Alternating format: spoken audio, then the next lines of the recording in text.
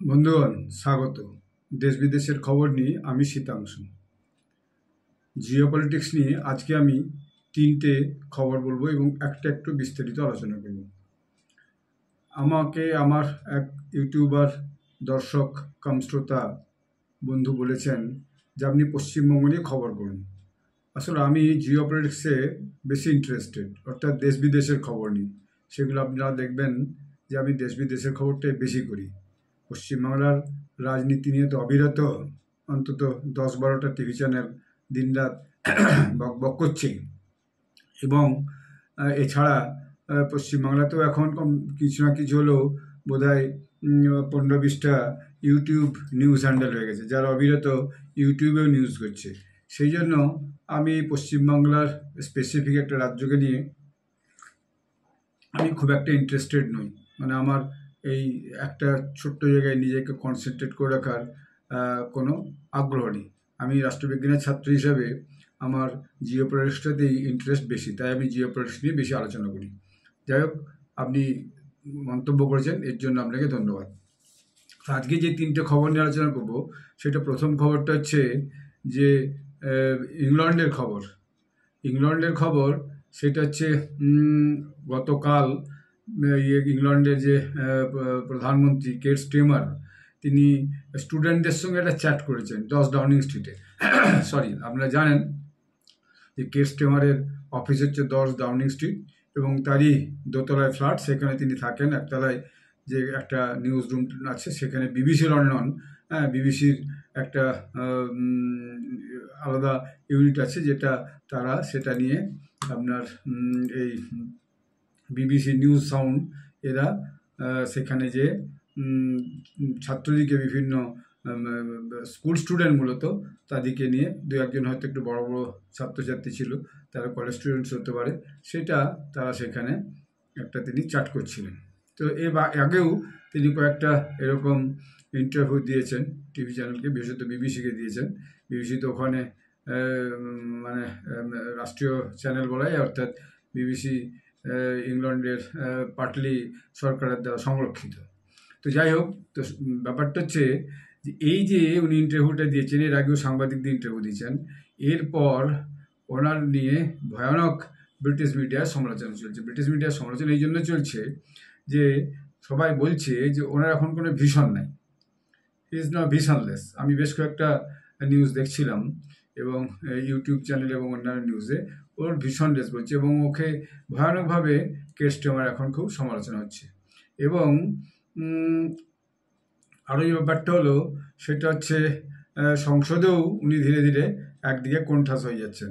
ওনার দলের যে এমপিরা, তারাই এখন ওনার উপর যথেষ্ট আস্থা রাখতে পারছেন। আমি এইমাত্র একটা নিউজ অ্যানালিসিস শুনছিলাম, ওনার উপর আস্থা রাখতে পারছেন। এবং সবচেয়ে বড় কথা সেটা হচ্ছে ওনার যে পপুলারিটি রেটিং, সেই পপুলারিটি রেটিংটা ভীষণভাবে ডাউনওয়ার্ডস, নিচের দিকে নামছে এবং নেমে গেছে। ব্রিটিশ জনগণের ওর উপরে একটা আস্থাই কমে গেছে। অর্থাৎ যে এক্সপেকটেশন নিয়ে আগের যে ঋষি সুনকের দলকে হারিয়ে দিয়েছিল জনগণ এবং লেবার পার্টিকে ক্ষমতা এনেছিল, সে এক্সপেকটেশন উনি কিছুই পূরণ করতে পারেন না। তার তো ফার্মার্স প্রোটেস্ট নিয়ে আমি একটা আগে বলেছি যে ওখানকার কৃষকরা যে প্রোটেস্ট করছে, সেটা নিয়ে আগে আমি ভিডিও করেছি, সেখানে আমরা শুনেছিলাম ওখানকার কৃষকরা ভীষণ অসন্তুষ্ট। তো এইটা একটা খবর। আমি আপনি যদি বলেন, আমি এই যে বাচ্চারা ঢুকছে 10 নম্বর ডাউনিং স্ট্রিটে, হ্যাঁ, কাস্টমার বাচ্চাদের সঙ্গে Did you know there's a flat at the top, which is where I live with my wife and my children? Yeah. Fifth, sixth standard থেকে হবে। Yeah. একজন কলেজ স্টুডেন্ট আছে, it's a big move for them moving in here. But they're 16 and 14, so a little bit older. 16 and 14. But should we go in for our cabinet meeting? Yes. Should we go for the cabinet meeting? Cabinet meeting হচ্ছে বাচ্চাদের সঙ্গে, মানে student parliament যাকে বলে, student cabinet meeting. 50টা question হবে বাচ্চারা বিভিন্নভাবে। তো আমি আর ডিটেলে যাচ্ছি না, এটাতে ভিডিওটা শেষ হয়ে যাবে। আমি এটা বললাম। এরপরে আরও, অর্থাৎ উনি স্টুডেন্টের যে উত্তরগুলো দিচ্ছেন, সেটাতেও যারা সিনিয়র জার্নালিস্ট এবং যারা অ্যানালিস্ট, পলিটিক্যাল অ্যানালিস্ট এবং নিউজ অ্যানালিস্ট, তারা কেউ খুব একটা সন্তুষ্ট হতে পারেননি। ফলে কী হয়েছে, এখন এ তো ব্রিটিশ মিডিয়া ছাড়াও অন্যান্য যে সমস্ত মিডিয়া আছে, সব তো এটাকে নিউজ করছে। ফলে ওনার পপুলারিটি গ্রাফটা আরও কমে গেছে। এবং গতকালই একটা ভিডিও করেছিলাম, আমাদের শুনেছেন যে সেখানে যে একদিকে প্যালেস্টাইনি সাপোর্টার্সরা এবং একদিকে ইসরায়েলি সাপোর্টার্সরা, দুদিকে কিছু ব্রিটিশ ন্যাশনালসও আছে, তারা সেখানে রাস্তার মধ্যে ডাউনিং স্ট্রিটে পুলিশের সঙ্গে ঝামেলা চলছে প্যালেস্টাইনি সাপোর্টার্সদের, এবং সেন্ট্রাল লন্ডনে মাঝখানে পুলিশ, একদিকে প্যালেস্টাইনি সাপোর্টার্সরা, একদিকে ইসরায়েলি সাপোর্টার্সরা, তারা সেখানে নিজেদের মধ্যে মানে যাকে বলে সামনাসামনি লড়াই হয়ে যাওয়ার উপক্রম। তো মাঝখানে পুলিশ দাঁড়িয়ে দুই দলকে পিছন দিকে ঠেলে পুশব্যাক করে সরিয়ে দিচ্ছে। তো এরকম একটা অবস্থা লন্ডন ব্রিটেনের একটা ক্যাওটিক কন্ডিশন। তো সেটাতে আরও ওনার পপুলারিটি গ্যাপটা কমে গেছে। এটা হলো একটা খবর। দ্বিতীয় খবর হচ্ছে যে আরও যে একজন নেতা, তার হচ্ছে যে ওই ইউরোপিয়ান ইউনিয়নের সবচেয়ে খারাপ খবর, সেটা হচ্ছে যে ফ্রান্সের প্রেসিডেন্ট ইমানুয়েল ম্যাক্রো, তারও এখন অবস্থা খুবই খারাপ। তার অবস্থা এই জন্য খারাপ যে সেখানেও ফার্মার্সদের একটা বড় প্রোটেস্ট চলছে, এবং তারা ওই যে ইউরোপিয়ান ইউনিয়নের যে ওই যে অন্যান্য দেশগুলোর সঙ্গে যে চুক্তিটা নিয়ে আগে ইংল্যান্ডে যে ফার্মার্স প্রোটেস্ট হচ্ছে, সে একই বিষয় নিয়ে এখন ফ্রান্সেও সেই প্রোটেস্টটা ফার্মার্সটা করেছে। তারা ওই বায়ো ফার্টিলাইজার, গোবর থেকে যে ফার্টিলাইজার তৈরি হয় সেগুলো রাস্তায় দিয়েছে, ট্রাক্টর দিয়ে ঘিরে দিয়েছে, কন্টেনার দিয়ে ঘিরেছে, ফার্ম কন্টেনার যাতে করে মালপত্র তুলে যায় সেসব দিয়ে রাস্তা ঘিরে দিয়ে পুরো ফ্রান্স একরকম প্রায় ব্লকেট করে রেখে দিয়েছে। তারা ওই যে বলেছিলাম যে ইউরোপিয়ান ইউনিয়নের যে চুক্তিটা, সেই চুক্তিটা সঙ্গে তারা একদম একমত হতে পারছে না। তো এটা ওখানকার ফ্রান্সেরও যে ইমানুয়েল ম্যাক্রোর অবস্থা খুব খারাপ। ওখানে খুব শীঘ্রের মধ্যে নির্বাচন আছে, কিন্তু তার অবস্থা খুব খারাপ। আমি একটা নিউজ দেখছিলাম, কিন্তু এগুলি এক একটা নিউজ বিশেষ করে আলোচনা করি তাহলে পরে সেটাতে একটা বড় ভিডিও হয়ে যাবে। সেই জন্য আমি খুব টুকরো টুকরো করে বললাম যে ফ্রান্সের প্রেসিডেন্ট ইমানুয়েল ম্যাক্রোর অবস্থা কিন্তু ভালো না। এরপরে 3 নম্বর হচ্ছে মিডল ইস্টে আরেকটা গৃহযুদ্ধ শুরু হয়েছে। কিছুদিন আগে আপনাদেরকে আমি একটা মেসেজ করেছিলাম, কি বলে একটা ভিডিও করেছিলাম যে পাকিস্তানে কিভাবে গৃহযুদ্ধ শুরু হয়েছে। পাকিস্তানে ইমরান খানের দল এবং তার যে সমর্থকরা ইসলামাবাদ ঘেরাও করতে গেছিলো, এবং সেখানে ওখানকার পাকিস্তানের প্রশাসন এবং ওখানকার মিলিটারি সেই সমস্ত যে প্রোটেস্টার তাদেরকে ছত্রভঙ্গ করে পাঠিয়ে দিয়েছে, এবং সেখানে গুলিগালা চলেছে, এবং কেউ বলছে 30 জন মরেছে, কেউ বলছে 50 জন মরেছে, কেউ বলছে 100 জন মরেছে, কেউ বলছে 300 জন পর্যন্ত মরেছে, এইরকম বলছে, এবং বহু লোক নাকি ঘায়াল হয়েছে। তো এসব সংখ্যা নিয়ে বিশেষ করে সরকারি কোনো সূত্র সেইভাবে পাওয়া যায়নি। বেশ কিছু পুলিশ পার্সোনাল মারা গেছে প্রোটেস্টারদের দিতে। তো পরে যে ইমরান খানের স্ত্রী বুশরা বিবি এবং ওনার বোন, ওরা যারা এই বিভিন্ন জায়গা থেকে প্রশাসনগুলো লিড করছিল, বাইরে থেকে বলে লোকজনকে পাঠিয়ে দিচ্ছিল, তারাও আস্তে আস্তে আজকের খবর পেলাম যে বুশরা বিবি তিনিও হচ্ছে যে ফিরে যাচ্ছেন, মানে ইসলামাবাদ যে পার্লামেন্ট যে অভিযান, সেই অভিযান সম্বন্ধ তিনি আর বন্ধ করে দেবেন, এরকম একটা পরিস্থিতিতে তিনি ফিরে যাচ্ছেন। তো সেই রকমই ঘটনা একটা সিরিয়াতে হতে চলেছে। সিরিয়াটা মূলত যে পরিচিতি ছিল এতদিন যাবৎ আমরা যেটা জানতাম সেটা হচ্ছে সিরিয়ার হুতি বিদ্রোহীরা। এই হুতি বিদ্রোহীরা তারা একটা নৌদস্যু যাকে বলে, অর্থাৎ ওখানে একটা সমুদ্রপথ আছে, ছোট্ট সমুদ্রপথ, সেখানটাতে ওরা বিভিন্ন সময় ওই নৌকা করে এসে ওরা ওই বিভিন্ন জাহাজ আক্রমণ করতো, জাহাজটা লুট করতো, কোনো সময় নাবিককে জলে ফেলেছে, কোনো সময় দিয়ে মেরেছে, এবং জাহাজের মালপত্র লুট করেছে, ডলার ফলার যেগুলো থাকতো সেগুলো লুট করেছে, এসব ওরা করতো। একটা ছোট গ্রুপ আছে হুতি বিদ্রোহীগুলো। কিন্তু সিরিয়াতে যে সিরিয়ান রিবেলস, অর্থাৎ সিরিয়ার যে প্রেসিডেন্ট তিনি হচ্ছেন বাশার আল আসাদ। বাশার আল আসাদ তিনি প্রায় 2000 সাল থেকে এ পর্যন্ত 19তম প্রেসিডেন্ট। তো তিনি ওখানকার আবার commander in chief of the Syrian arm forces এবং secretary general of central command of the Arab socialist Baath. তো এই যে বাশার আল আসাদ, এই ভদ্রলোকের একটা প্রবলেম তৈরি হয়েছে ইদানিংকালে। প্রবলেম তৈরি হয়েছে কি, ওখানে একটা রিবিলিয়ান গোষ্ঠী আছে, ওখানে একটা ওনার বিদ্রোহী গোষ্ঠী আছে, এবং সেই বিদ্রোহী গোষ্ঠীটাকে মূলত সাপোর্ট করে, কি বলে, টার্কি সাপোর্ট করে। টার্কির যে এরদোগান, টার্কির যে নেতা, টার্কির যিনি PM এরদোগান, তিনি হচ্ছে যে সাপোর্ট করেন। তো ফলে তারা মাঝে মাঝেই সিরিয়াতে সমস্যা তৈরি করে, এবং টার্কি কী করেছে, সিরিয়ার একটা অংশকে সে হচ্ছে যে দখল করে রেখেছে। সেটাকে নিয়েও একটা দীর্ঘদিনের গৃহযুদ্ধ হওয়ার উপক্রম। আপনি যদি ম্যাপটা দেখেন, যে সিরিয়ার যে ম্যাপটা, তার সঙ্গে লাগালাগি আছে টার্কি, তুরস্ক। তো সেখানে তারা হচ্ছে কি যে জায়গা দখল করেছে, সেটা নিয়ে একটা সমস্যা কিন্তু আছে। এখন নতুন করে এই বাশার আল আসাদের বিরুদ্ধে ওই যে ওখানকার রেজিম, মানে যে ওখানকার যে বিরোধী গোষ্ঠী, তার বিরুদ্ধে একটা আবার সংগ্রাম শুরু করেছে, এবং যে কোনো সময় এটা কিন্তু আবার ওখানে একটা চেঞ্জ যেতে পারে। এবং বাশার আল আসাদের সমর্থনটা আছে রাশিয়া বাশার আল আসাদকে ভীষণভাবে সমর্থন করে, এবং রাশিয়া যেহেতু এখন ইউক্রেন যুদ্ধে জড়িয়ে পড়েছে, ফলে বাশার আল আসাদের সিরিয়াতে কী হচ্ছে না হচ্ছে সেই ব্যাপারটাতে রাশিয়া খুব একটা খোঁজখবর রাখতে পারছে না। তো ফলে কী হয়েছে, সেই সুযোগ নিয়ে যে আসাদের যে বিরোধী গোষ্ঠী, বাশার আল আসাদের যে বিরোধী গোষ্ঠী, তারা ওখানে একটা ওই ক্ষমতা পাল্টানোর চেষ্টা করছে, আমি দেখছিলাম বেশ কিছু। এবং এই খবরটা পাওয়ার পরেই যেখান দিয়ে বিরোধী গোষ্ঠীরা আসছিল মানে ইয়েতে বাশার আল আসাদেরকে রেজিম থেকে সরে যাওয়ার জন্য, তো সেখানে তো একটা অ্যালিপো বলে একটা জায়গাতে রাশিয়া খবর পেয়ে সেখানে ওই যে বিদ্রোহী গোষ্ঠীর উপর কিন্তু একটা আক্রমণ করেছে, অর্থাৎ ওই মিসাইল টিসাইল কিছু একটা দেখেছে, এরকম একটা খবর পাওয়া যাচ্ছে। অর্থাৎ সিরিয়াতে আবার একটা দুটো গোষ্ঠীর মধ্যে, মানে যেহেতু বাশার আল আসাদ ক্ষমতায় আছেন, তার ওকে আবার ডিকটেটার বলে, যে উনি নাকি ডিকটেটার। তো বাশার আল আসাদ যেহেতু ক্ষমতায় আছেন এবং তার বিরোধী গোষ্ঠীরা তাকে সরাবার জন্য যে দুটো একটা সংঘর্ষ লড়াইয়ের মতো হওয়ার উপক্রম হয়েছে। তো এইটা আরেকটা গৃহযুদ্ধ সিরিয়াতে শুরু হবে, এরকম একটা অবস্থা। তো এইটা ছোট ছোট 4টে খবর বললাম। ব্রিটেন, 3টে খবর বললাম, ব্রিটেন, ফ্রান্স এবং এই আপনার সিরিয়ার যে একটা গৃহযুদ্ধ উপক্রম হয়েছে। তো সিরিয়ার গৃহযুদ্ধ নিয়ে আরও বিস্তারিত আমি স্টাডি করে সেটা আপনাদেরকে আরও পরবর্তীকালে একটা ভিডিও করে জানাবো। এবং শেষ যে খবরটা আমি বলতে যাচ্ছি, যেটা আমি আগে একটা ভিডিও করেছিলাম, যে ইরিল্যান্ড বা আয়ারল্যান্ডে নির্বাচন হয়েছে। সে আয়ারল্যান্ডে নির্বাচন শেষ হওয়ার পরে এখন সেখানেও এক্সিট পোল শুরু হয়েছে, এবং 30শে নভেম্বর থেকে, অর্থাৎ গতকাল থেকে সেখানে কাউন্টিং শুরু হয়েছে। এবং কাউন্টিং শুরু আজকে 1 তারিখ, গতকাল থেকে কাউন্টিং শুরু হয়েছে। এবং ওখানের মানে যে প্রক্রিয়াটা, ভোট প্রক্রিয়া এবং সেটা গুনার প্রক্রিয়া, সেটা একটু জটিল, তবে সেটা রেজাল্ট বেরোতে একটু সময় লাগবে।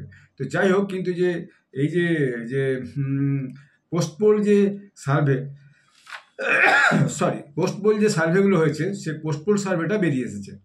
এখন এই যে ইউরোপিয়ান কান্ট্রি, ইরেল্যান্ড বা আয়ারল্যান্ডে যে এই যে ইয়েটা হচ্ছে, কি বলে, নির্বাচনটা হচ্ছে, এটা কিন্তু সমস্ত ইউরোপিয়ান দেশ লক্ষ্য করে বসে আছে, যেখানে মূলত বামপন্থীরা জিতবে না ডানপন্থীরা জিতবে, দক্ষিণপন্থীরা জিতবে। হ্যাঁ, তো দক্ষিণপন্থীরা ওখানে যে ক্ষমতায় আছে, মানে ওখানে অ্যাবসলিউট দক্ষিণপন্থী, অ্যাবসলিউট বামপন্থী বলে কেউ নাই, সবাই centre left and centre right. সমস্ত ইউরোপিয়ান কান্ট্রির মধ্যে বেশিরভাগ centre left and centre right. তো ফলে যেটা এসেছে, যে 3টে পার্টি, তিনটে এক্সিট পোল বলছে 3 main parties are all within 2% of each other in the exit poll. তো এই যেটা বলতে বলতে ছেড়ে গেলাম, সেটা হচ্ছে কি যে সারা ইউরোপিয়ানের সব দেশগুলো, যে দেশগুলো আছে আশপাশের সমস্ত দেশগুলো, আয়ারল্যান্ড বা ইংল্যান্ডের সবচেয়ে কাছের দেশ হচ্ছে ইউনাইটেড কিংডম, মানে ইংল্যান্ড বা লন্ডন, এবং ওখানে খুব বেশি দূর নয়। যদি আমি হিসাব করে দেখছিলাম যে কী ব্যাপার, ওখানে ডাবলিন হচ্ছে ওদের রাজধানী। তো ডাবলিন থেকে ইউকে লিভারপুল খুব বেশি দিন নয়, 133 মাইল আমাদের মাইল হিসাবে, আর 217 কিলোমিটার।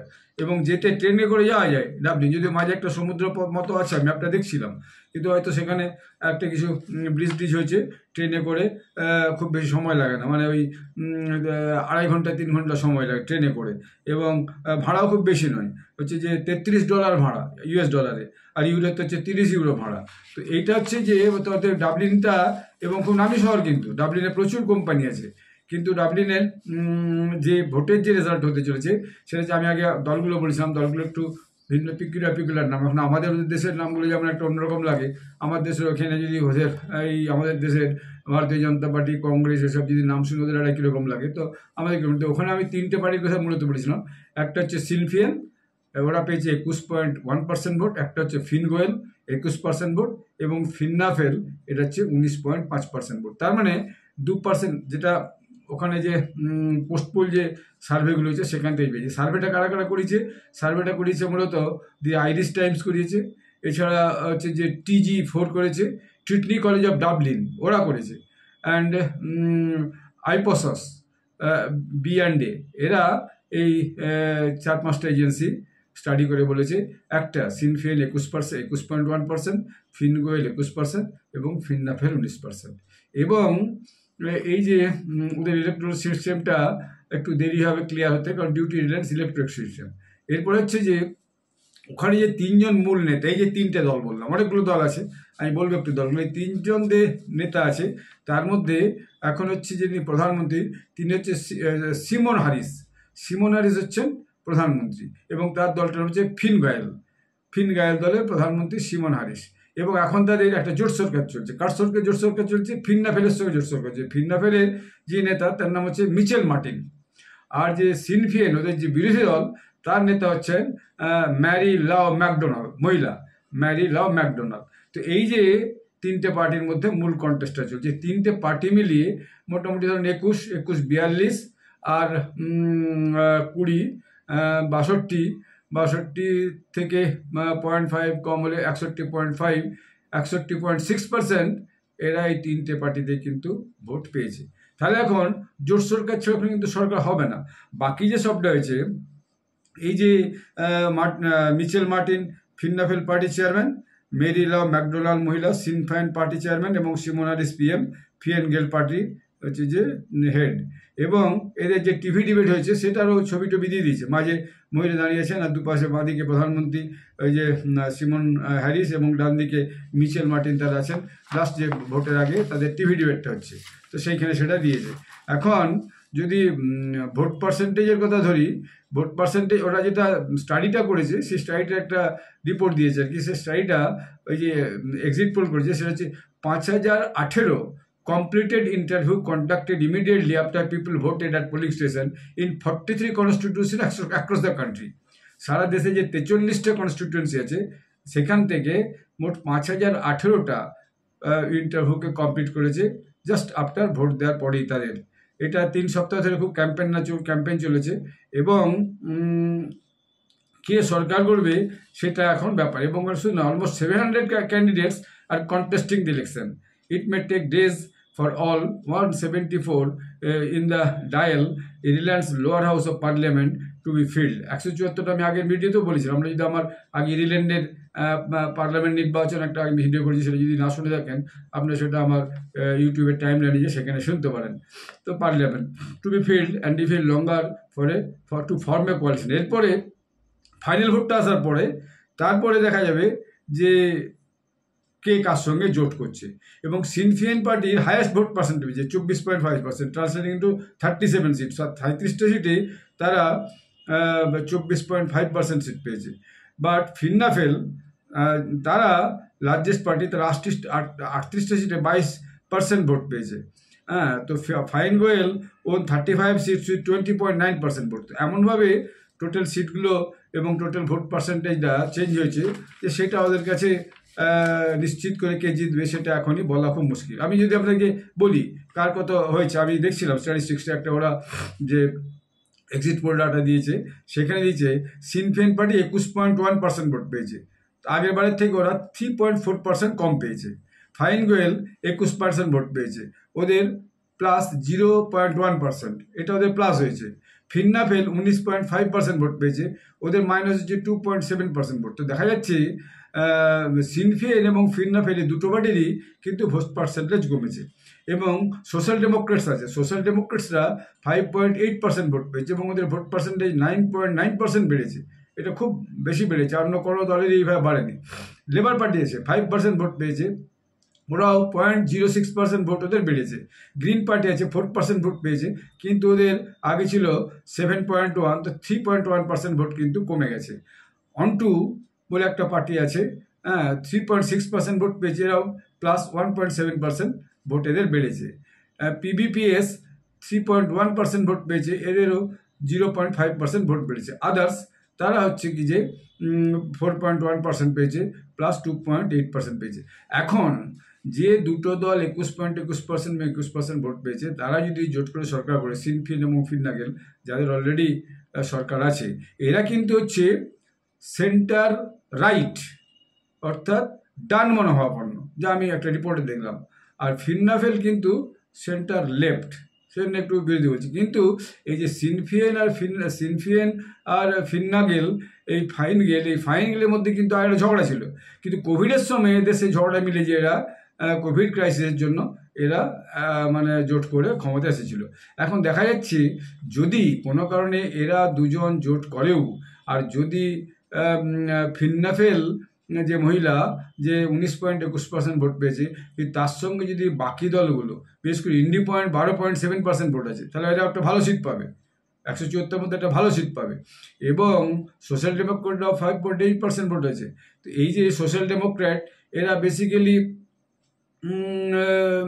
মানে বামপন্থী মনোভাবাপন্ন, এবং লেবার পার্টি 5% ভোট আছে। তো এরা এই সিটের ভিত্তিতে, বাকি তো ছোটো ছোটো দলগুলো আছে, এগুলো যদি দেখা যায় এর একটা বিকল্প হচ্ছে কি যে জোট করলো, এবং সেখানে বিকল্প জোট করে 174টার মধ্যে মানে আপনার 50 আর 37, 87, 88, 90 যদি সিট পেয়ে যায় লোয়ার হাউস পার্লামেন্টে, তাহলে কিন্তু সেখানে একটা যে সরকার এখন চলছে, সিমন হ্যারিসের যে সরকার চলছে, সেই সরকার কিন্তু উল্টে যাবে, এবং উল্টে যে নতুন ওখানে প্রধানমন্ত্রী, এবং সেই প্রধানমন্ত্রী হয়তো ওই যে মেরি লাও ম্যাকডোনাল্ড সিনফিয়েন পার্টির কিন্তু হতে পারে।